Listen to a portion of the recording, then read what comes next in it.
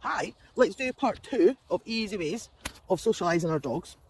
So now that we kind of know on-lead greetings are a little bit easier, and we know we're kind of teaching our dogs, we just say hiya for 3 seconds and then we kind of step back. You probably want to get to the point where they're actually playing with other dogs and enjoying the game.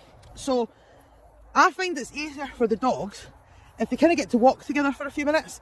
That gives the dogs time to suss one another out, but also it gives you a chance to suss out, is the dog that you're walking with, is your dog going to enjoy playing with them? Are they going to enjoy playing with your dog? And do you feel that the human attached to the other dog has good control over their dog and would be able to call them away if things were going to get a little bit dicey, shall we say? As you're walking, I would discourage you from letting them bounce about on the lead together and playing. This will happen more so when you have a young dog, so a dog that's kind of under 2. And the reason I'm saying discourage it is us humans, we've got weird expectations about leads. When our dogs are on a lead, we are expecting them to not pull and lunge towards other dogs. We're expecting them to walk past distractions and things. So when they're young, if you let them muck about on a lead, then when they get to an age that you deem they shouldn't be doing that, you're going to get frustrated with them because they're not going to understand that you've suddenly moved the goalposts and that you're not supposed to play on a lead. So once you've walked together for a few minutes, if you think, oh, these dogs are going to get on, by all means let them off.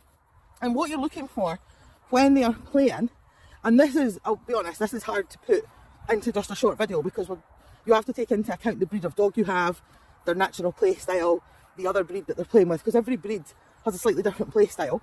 But on the whole, what you're looking for is the game should be equal in the sense of they will switch roles. So one is doing the chasing, and then after a while they swap round and the other one is doing the chasing and things.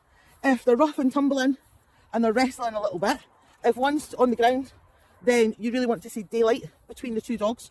You don't want there to be no daylight at all, because that means one of them is actually now pinning the other, and that dog that's being pinned could take a bit of a dislike to it and get a bit panicky that they can't get up. There should always be a bit of daylight, and that dog on the bottom should easily be able to slip out if they wanted to.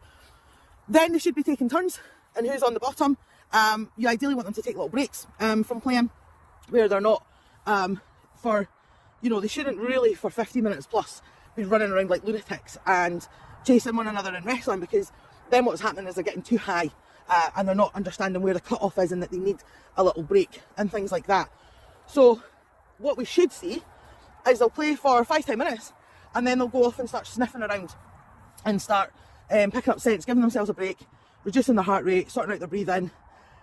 When they have their break, don't be quick to encourage them to play again.